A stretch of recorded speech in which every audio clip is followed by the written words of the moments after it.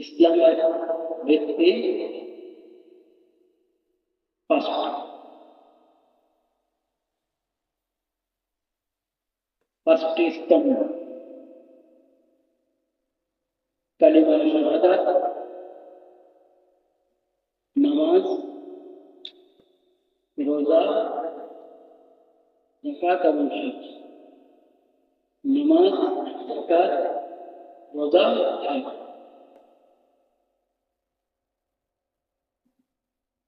যখনই একজন ব্যক্তি কালিমা মাত্র ঈমান আনলো, ইসলাম ধর্মে প্রবেশ করলো, মুসলিম হলো, আল্লাহর পক্ষ থেকে তার উপর ফরজ দিন রাতে 5 ওয়াক্ত নামাজ সবাই করে আদায় করে। আসসালাওয়াতুল খামস, পাঁচটি ছিল: ফজর, যোহর, আসর, মাগরিব, ইশা। আর যাকাত,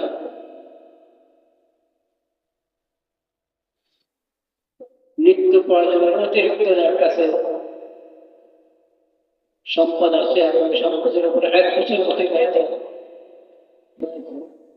পার হয়ে, তাহলে তার উপর যাকাত রাখবে। যেসব অর্থ সম্পদ, ওগুলো যাকাত আদায় করবে, এটাও ফরজ।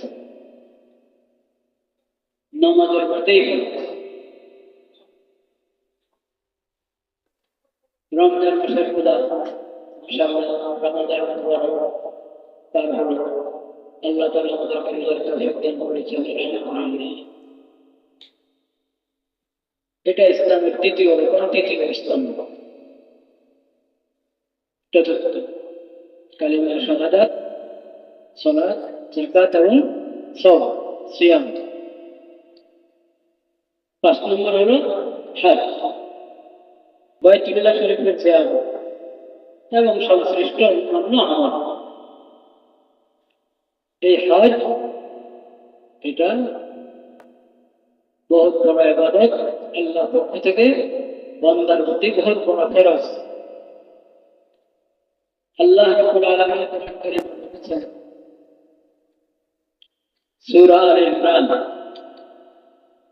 ৪র্থ পারা শুরুতেই, আলে ইমরান সূরা নম্বর 1: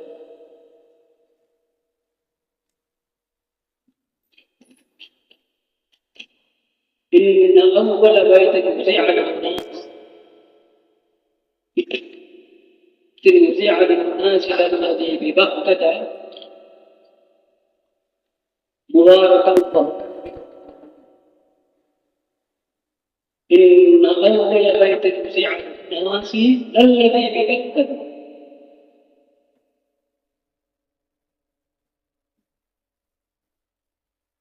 মানুষের হেদায়েতের জন্য এই জমিনে সর্বপ্রথম যে ঘর বানানো হয়েছে তা হলো মক্কাতে যে ঘর আছে, বাইতুল্লাহ শরীফ। যে ঘরকে আমি, আরে ভাই কি বলা হচ্ছে আপনি শুনছেন না কেন? মনে হচ্ছে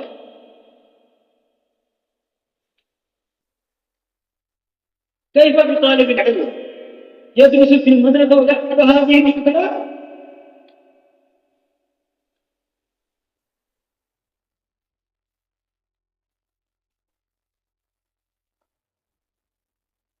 من يأخذ الجوال ويستعمله،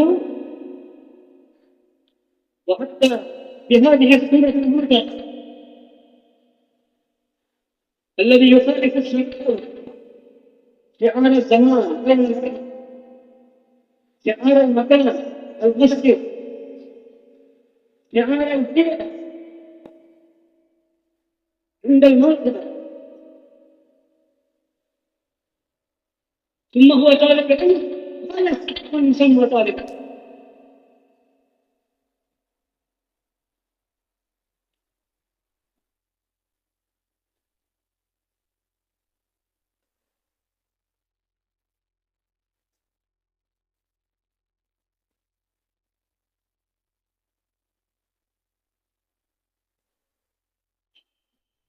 إن أول بيت وضع للناس الذي ببكة প্রথম উদাহরণ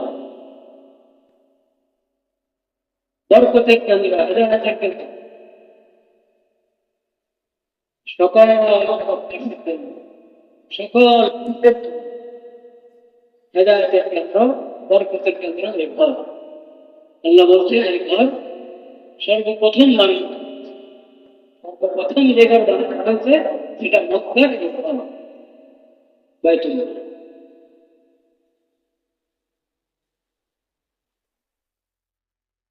ফীহি আয়াতুন বাইয়িনাত, এই ঘরে রয়েছে স্পষ্ট নিদর্শন। মাকাম ইব্রাহিম, বড় এক নিদর্শন হল মাকাম ইব্রাহিম, বাইতুল্লাহর পাশে দরজা যেদিকে সেদিকে কাছে নিকটে। ফীহি মাকাম ইব্রাহিম ওমান দাখালাহু কানা আমিনা, যে ঘরে প্রবেশ করবে সে নিরাপদ, সে নিরাপদ। আরেক নিদর্শন, এর চেয়ে আরো বড় নিদর্শন যে বাইতুল্লাহর সাথে যুক্ত। ওয়ালিল্লাহি আলান নাসি হিজ্জুল বাইতি মান ইসতাতা,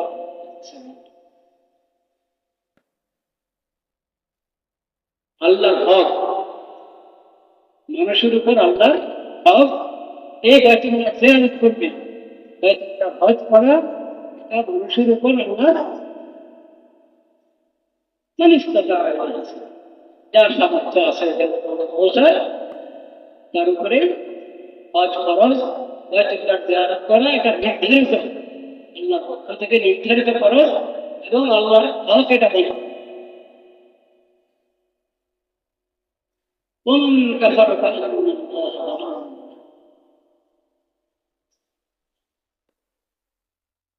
যে এই ফরজকে অস্বীকার করলো আল্লাহ কি করবে? আল্লাহ কোনো আল্লাহ সকল জগৎ পাশে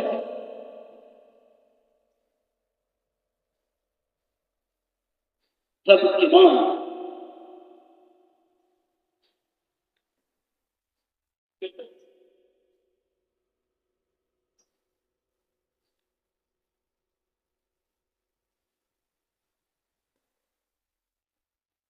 এই ফরজকে অস্বীকার করলে তো ইমানে থাকবেন,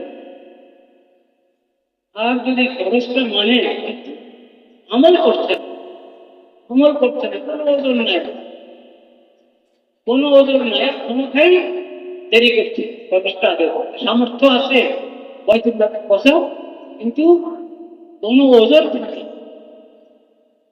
কোনো প্রতিবন্ধকতা নাই, শরীয়ত সমর্থিত কোনো প্রতিবন্ধকতা নাই, তারপরেও আমাদের করে দেরি করছে, এটাও এক ধরনের।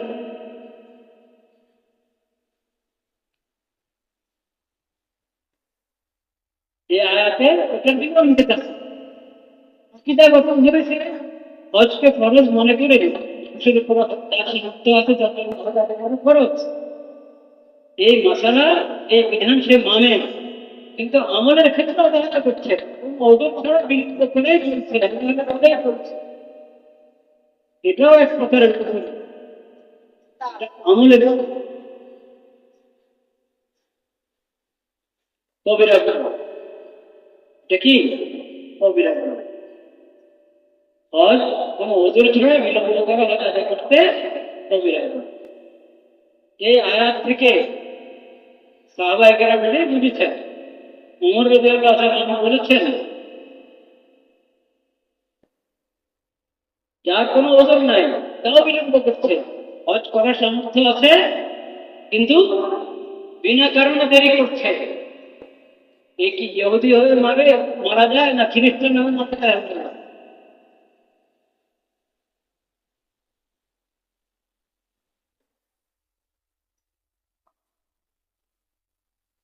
এই মর্মে একটি হাদিস আছে এবং আয়াতে এদিকে ইঙ্গিত আছে যে যার সামর্থ্য আছে সে হতে বিলম্ব করবে না, দ্রুত করবে। এমনি তো নবী করিম সাল্লাল্লাহু আলাইহি ওয়াসাল্লাম তাকিদ করেছেন যে হজ আদায় করতে বিলম্ব করবেন। প্রথম সুযোগে হজ করা, প্রথম সুযোগে হজ করা। কারণ তুমি জানো না কোন সময় কি ওজর কেটে, কোন সময় কি হালাত হয়ে যাবে। আজকে সামর্থ্য আছে, কালকে সামর্থ্য নেই, এমন সুস্থ হয়ে পড়েছে এখন হজ করতে পারছো না। অর্থ সম্পদ শেষ হয়ে গেছে, একবারে ফকির হয়ে গেছ, এখন ঘরে সামর্থ্য নেই।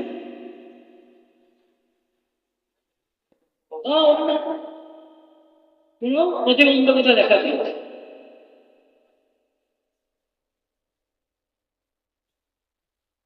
অনেক সময় তো আন্তর্জাতিক কারণে এরকম ভালো ছেড়ে যায়, হজ করা সম্ভব হয় না, আল্লাহ সেজন্য আন্তর্জাতিক দেশের মধ্যে এরকম ভালো ছেড়ে যায়, দেশের মধ্যে এরকম ভালো ছেড়ে দেখতে পারলে হজ করা সম্ভব হচ্ছে। সেজন্য হজ করে দেওয়ার পর কোন ধরনের ছোটা বাহানা আশ্রয় না নেওয়া, দ্রুত হজ করা। এই ধারণা ঠিক নয়, যাচ্ছি তো, কারণ ভবিষ্যৎ অস্পষ্ট, অজানা। তোমার ভবিষ্যতে কি হয় না হয় সেটা তোমার কাছে অজানা। এমনকি আমার শেষের জন্য চলে আসতে পারে, হজ করবো করে করা হলো না, মুক্তি পারবো করে ফেলো, কি হয়, কি হবে এদের। এই জন্য হজ আদায় করা খরচ, এবং যত দ্রুত করা যায় প্রথম সুযোগ হজ আদায়। হজ হজে যেতে বিলম্ব করার ক্ষেত্রে নিজের অনেকে তো অনেক আগ্রহ করে আল্লাহকে দোয়া করে।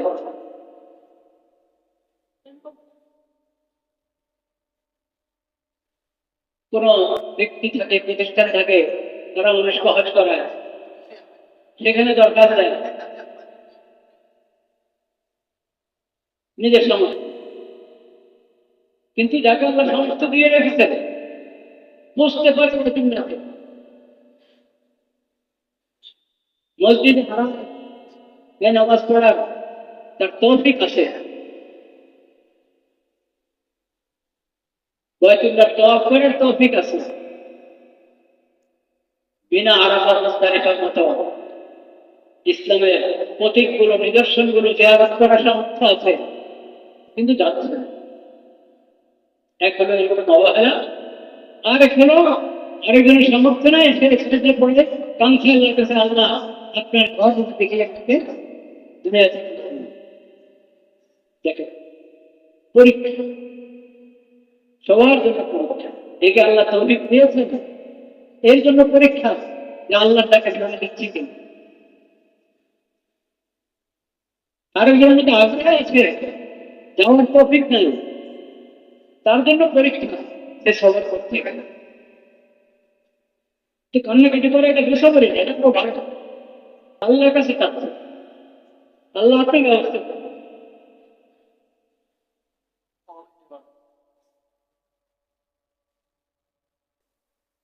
তো মানুষ নিজের থেকে ওদের দাঁড় করে, নিজের নিজের পক্ষ থেকে দাঁড় করানো ওদের, নিজে বানানো বাহানা এগুলো কারণে যদি কেউ দিতে দেরি করে, কবরে জল দিতে পারবে না, দিতে পারবে না। আল্লাহ রাব্বুল আলামিনের কাছে এসব বানানো ওদের এখন কি কি বানানো, অনেক অনেক বানানো। মেয়েটাকে এখানে বিয়ে দিতে পারে, মেয়েটাকে এখনো বিয়ে দিতে পারেন, বিয়ে দিতে তো এখন কেমন মানুষ আমি, বাপ কেমন সে হিসেবে বিয়ে দাও বুঝতে পেরেছেন। বিয়ে নিয়োগ করতে লাগে 2-4 বছর, এরপরে খোঁজ খবর দেখাশোনা করতে করতে আরো বছর দেয়, এরপরে তারিখ করতে তারিখের প্রস্তুতি নিতে আরো বছর। এরকম অর্থ ঘটনা আমি এমনি আন্দাজ করে বলছি না, কিন্তু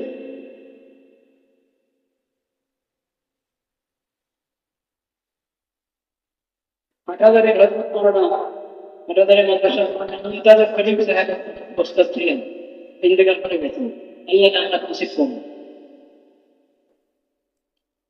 অনেক সঙ্গে ছিলাম এক কোন এক ঘটনা। তো উনি ওনার পরিচিত বন্ধু আমাকে সঙ্গে তার কাছে গিয়েছেন কোনো বিষয়, বললেন যে আপনি দিনের একটা কাজ করে দিন বলেছিলেন, আপনাকে আমাকে বলেছিলেন, তো আমি এটাকে স্মরণ দিতে চাই, আপনাকে স্মরণ করে এসেছি।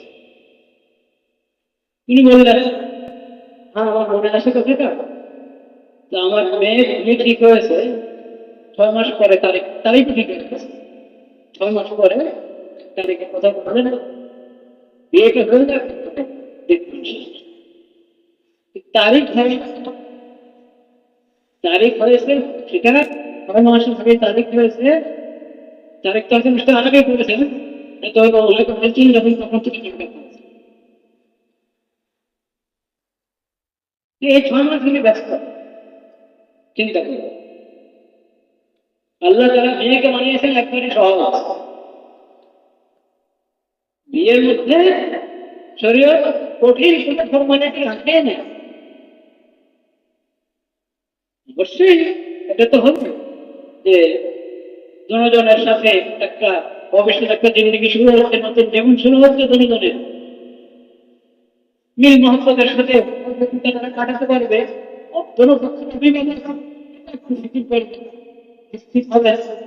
এটা তো ঠিক আছে, এটা তো কিছু জন্য। কিন্তু এছাড়াও আমরা বিয়ে সাথের মধ্যে ঢুকিয়ে নিয়েছি যেগুলো শরীয়তে কোনটা সর্বোচ্চ যায়, অনেক কিছু না যায় ফর্মালিটি মনে ঢুকিয়েছে, অনেক আছে সর্বোচ্চ যায় উপকারী জরুরি করে খালি গুলো খালি। এখন ওইরকম কর্মনীতিক বিয়ে বুঝি আপনি ওদের জন্য বাহানা বলতে থাকেন, মেয়ে দিয়ে হয়ে যাবে, তার শরীয়তে কোনো মশালা নেই, মেয়েকে দিয়ে দেওয়া যাবে দিয়ে দেন তাদের দিয়ে ছেড়ে নেন, কিন্তু ছাড়তে দেরি হচ্ছে, সেজন্য যদি আপনি হয়তোবার দেরি করে তাহলে এটা আরো খারাপ, আরো খারাপ।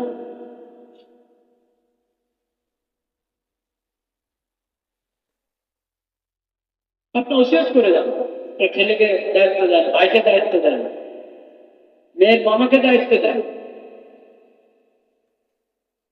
যদি আল্লাহ না করেন আগে যেমন হজর ছিল কত মাস আসা যাওয়া,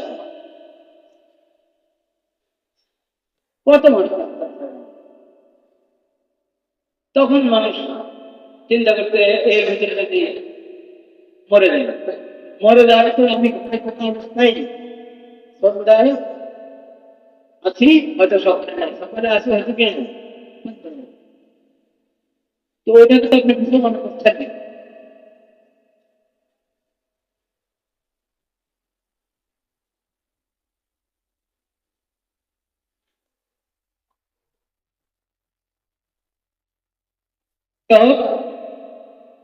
বিয়ে দিতে দেরি হচ্ছে, দেরি করে আসেন ওদিকে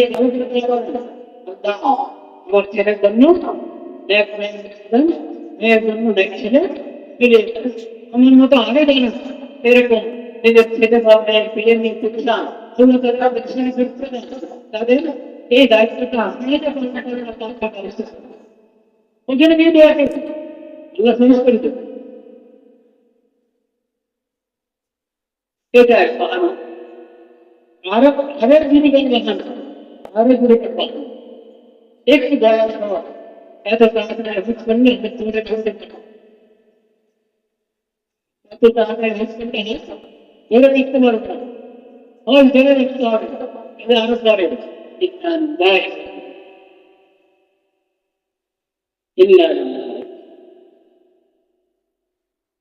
কঠিন। এর মানে উনি চাচ্ছেন আমি আরেকটা মুস্তাকি পরেজগার হই, আরেকটু ধার্মিক হই, তারপরে হজ করব। এর মানে আমি ধর্মের অনেক কাজ এরকম ছেড়ে দেখেছি, এখন না, এখন পরে পরে এসব আস্তে আস্তে করবো, তারপর হতো। তাহলে শুধু শুধু হজকে বিচারছে না, অনেক কাজকে কি বিলম্ব করছে, পিছনের করে ঠেলে দিচ্ছে।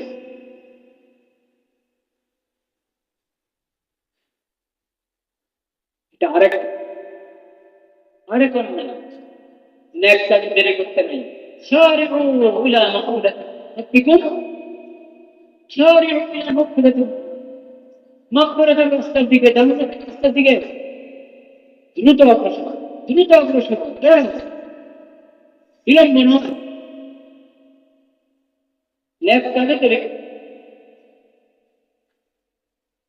বিশেষ করে হজের মতো আমল বছরে একবার, জিন্দিগিতে একবার ফরজ করেছেন আল্লাহ, সুযোগ আসে বছরে একবার। আর আল্লাহ তিনি পুরো জিন্দিগিতে কয়বার ফরজ করেছেন? একবার। ফরজ হচ্ছে একবার, ফরজ হচ্ছে একবার। এত সহজ, তাও আমি এটার জন্য বাহান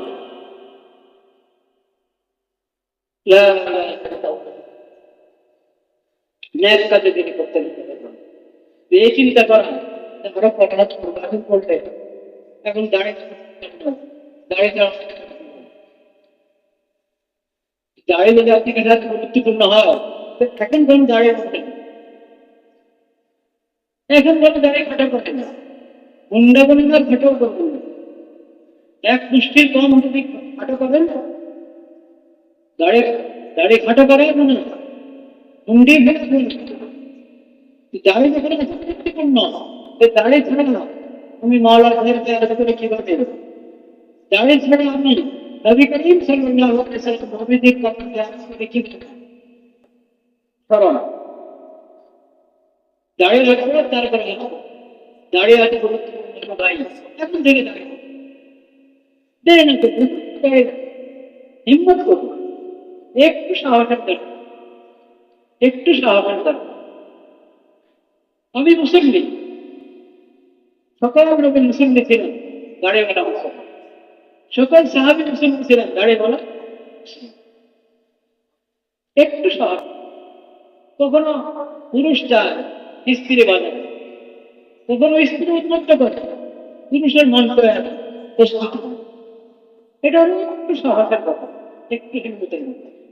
নিশ্চয় কোনো মুসলমান দাঁড়িয়ে থেকে অপছন্দ করে না, সম্ভব? কোনো মুসলমান দাঁড়িয়ে হ্যাঁ, দাঁড়িয়ে ভেজটাকে কোন মুসলমান অপছন্দ করতে পারে না, কখনো করবে, কোনো মুসলমান করে না, করে না। এটা শুধু একটা একটা দুর্বলতা, কোন সময় কোন কারণে অভ্যাস হয়ে গেছে দাঁড়িয়ে হাত দেওয়া, ওটা আর থাকতে পারত না। এটার জন্য হাকিম মোহাম্মদ হযরত রাস্তা বলে বলতে, কমপক্ষে তুমি এই কাজ করো, একা একই আয়না ধরে দেখো তোমার চেহারা, আল্লাহ এই চেহারাটা কেমন বানিয়েছে, আমি কি করে দেখছি, নিজেকে বলো, নিজেকে বলো যে আমি অন্যায় করছি, কাজটা খারাপ করছি, আল্লাহ নেক্সট অবলম্বন করা দাও। কোরআন কারিমে দেখেন, মুসা আলাইহিস সালামের ঘটনাতে আসেন, হারুন আলাইহিস সালাম মুসা আলাইহিস সালামের ঘটনাতে হারুন আলাইহিস সালাম ভাই মুসাকে বলছে, লা তাখুদ বিলিহিয়াতি, ভাই নারাজ হয়েছে কোন কারণে, দাঁড়িয়ে রয়েছে, ভাই আপনার দাঁড়িয়ে করুন, আমার নিয়ত ভালো ছিল, আপনাদের ধারণা করছেন আমি যে কাজ করতে করা উচিত ছিল আমি করিনি, হচ্ছেন, আমি আপ্রাণ চেষ্টা করেছি, আমি আপ্রাণ চেষ্টা করেছি, আপনার আমার দাঁড়িয়ে, হারুন আলাইহিস সালাম দাঁড়িয়ে ছিল, সব নবী দাঁড়িয়ে ছিল, সব নবীদের সাহাবীদের অলিদের যে সুরত, এটা তো পছন্দ হবেই সকল নবীদের, অবশ্যই পছন্দ, কিন্তু বেড়ে ওঠে না, এই বেড়ে ওঠার জন্য যাই হোক, দাঁড়িয়ে থাকবে, তারপরে হজ করবো, তাই না? হজ করেন, হজের বরকত আল্লাহ দাঁড়িয়ে রাখতে থাকে, হজ কর,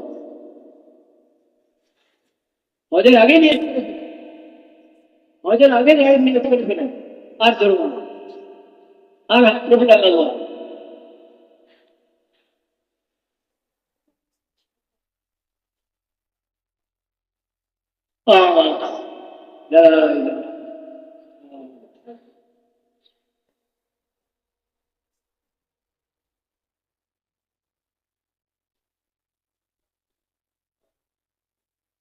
নবী করিম সাল্লাল্লাহু আলাইহি ওয়াসাল্লাম কাছে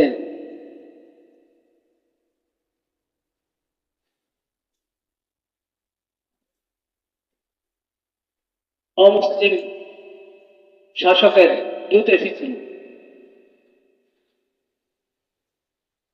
দাঁড়িয়ে নবী করিম সাল্লাল্লাহু আলাইহি ওয়াসাল্লাম চেহারা থেকে তাকাতে পারলেন না।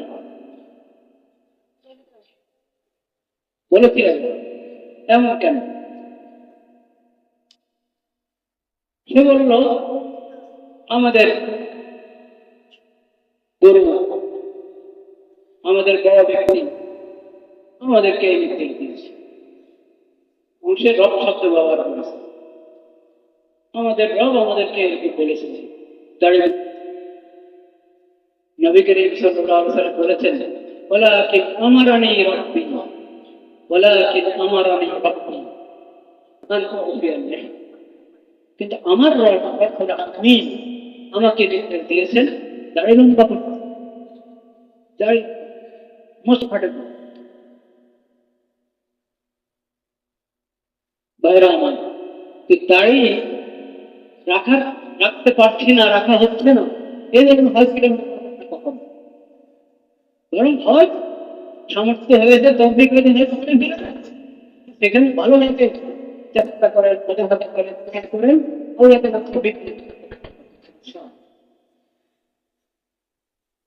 এরকম অনেক কিছু অনুষ্ঠান।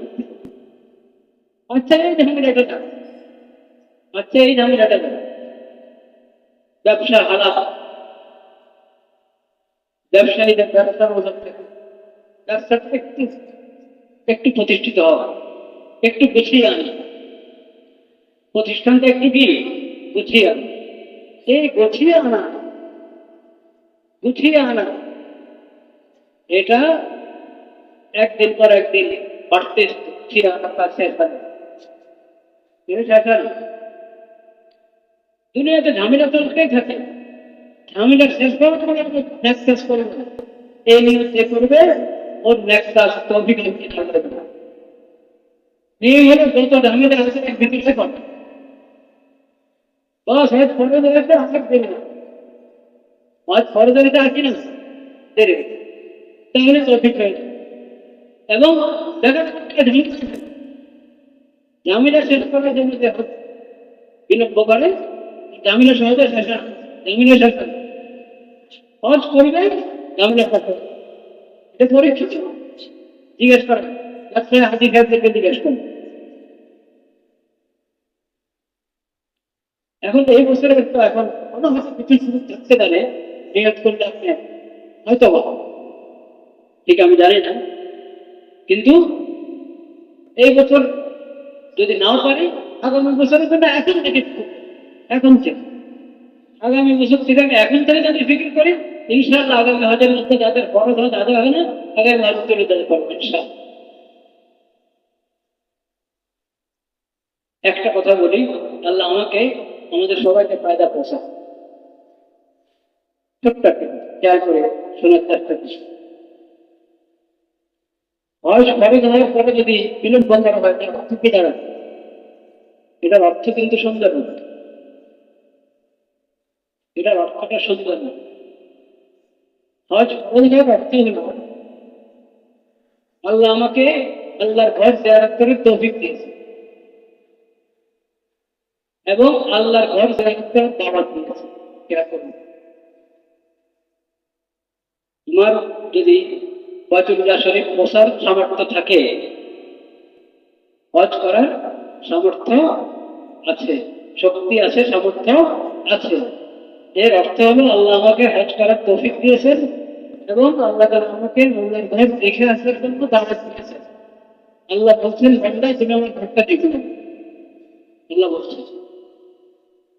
আমরা হজ শুরু করে কি দিয়ে নিয়াত এরাম এরাম করে লাভবাইকে পড়ি না? লাভবাইক মানে কি? আল্লাহ আমি হাজির, এর মানে কি? আল্লাহ ডাকছেন বন্ধে, বন্ধা তুমি আমার ঘরটা দেখে যাওয়া কথা। আমি বলছি তোমাকে কেন আমার লাগবে? আল্লাহ আমি হাজির, আল্লাহ আমি হাজির। এখন আমি যদি কি করবো? বিভিন্ন তাল বাহানা আমাদের দাঁড় করিয়ে দেরি করতে থাকি, এর হচ্ছে না।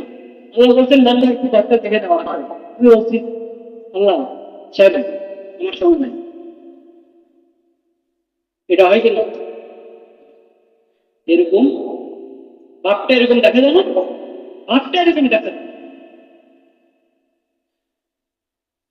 কেন আমি আল্লাহ তাকে সেবা দিতে লাভদায়ক ফুল দিতে না দিলে? লাভদায়কের মধ্যে তো এই তরবিয়ার মধ্যে তো এমন একটা কাশি, এমন একটা টান যে বন্ধের সুযোগ পাওয়ার পর বসে থাকবে, এটা হতে না।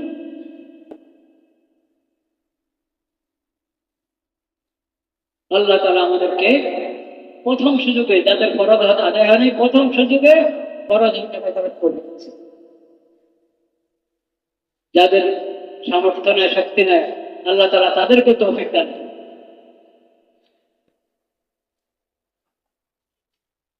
লা ইলাহা ইল্লাল্লাহ, লা ইলাহা ইল্লাল্লাহ। আমি যে আয়াত পড়েছিলাম প্রথমে সূরাতুল বাকারা থেকে 197 নম্বর আয়াত, আল হজ্জু আশহাদু فمن فرض فيهن الحج فلا رفث ولا فسوق ولا جدال। এখানে আল্লাহ তাআলা হজের বিধান, হজের আদব আলোচনা করেছেন, বয়ান করেছেন, বন্ধুদেরকে জানিয়েছেন। ইনশাআল্লাহ এই আয়াত সম্পর্কে আল্লাহ হায়াতে রাখলে তৌফিক দান করলে আগামী আলোচনা। গত শনিবারে আপনারা যে প্রতিবাদ মিছিলে শরীফ হয়েছিল, ওখানে একটা ঘোষণাপত্র, অঙ্গীকারনামা দেওয়া হয়েছে। নিশ্চয় অনেকের কাছে কপি থাকবে। এটা একে অপরকে জানান, শেয়ার করুন, এবং ওখানে যা আছে প্রত্যেকে নিজের সাধ্য মোতাবেক আমল করার চেষ্টা করুন। নিজের সঙ্গে যে অঙ্গীকার, প্রত্যেকের নিজের সঙ্গে আমরা কি অঙ্গীকার করেছি করা উচিত, ওটা উপর আমরা আমল করি। আল্লাহ আমাদের